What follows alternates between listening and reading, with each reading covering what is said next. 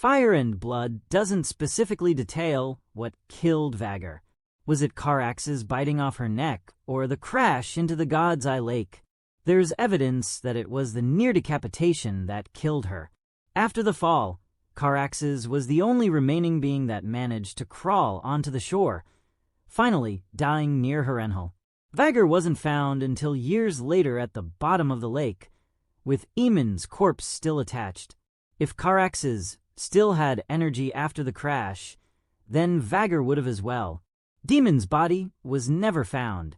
The science behind Vhagar's death is fuzzy, clearly because this is a high fantasy show where modern logistics don't really apply.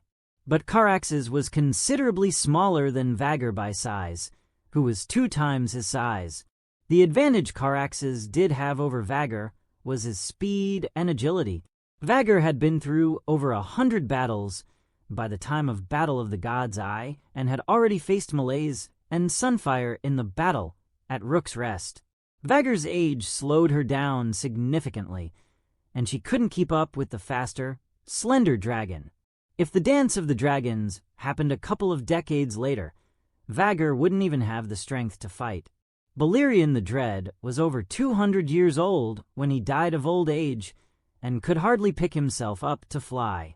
All in all, Vhagar was old, tired, and had shown signs of being disobedient to Aemond. Maybe the old beast knew her time had arrived and merely accepted her fate when Caraxes attacked. Will Vhagar die the same way in House of the Dragon? Seeing the way House of the Dragon left off in the Season 2 finale, there's a good chance that Vhagar will meet a similar, if not the same fate in the series as she did in the book. House of the Dragon has made significant creative changes in Seasons 1 and 2, but the overall story follows relatively the same course as the book's narrative. If anything, the tragedy of Vhagar's death will only be dramatically elevated by Aemond's bigger role in the series.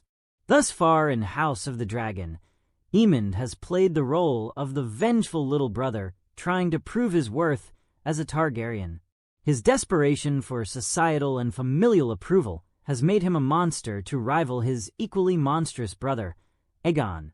The irony is that everything Aemond does is in defiance of his brother, like attempting to kill him during the battle at Rook's Rest. With Aemond as King Regent, he has both the dragon power and political power to gain the fear he wanted as a child. His new role has corrupted him so much that he's shed his outer image of the quiet, intelligent brother. He's now showing his true colors as the megalomaniac supremacist he is by burning down villages out of displaced rage and harassing his innocent sister. When Aemond's death comes, it'll be a satisfying treat for the Blacks and viewers. His death will fulfill a karmic cycle. The very thing that gave Aemond power, his dragon, will indirectly end up killing him. But the idea that Vhagar was only a weapon of war will give the scene a layer of emotional brevity.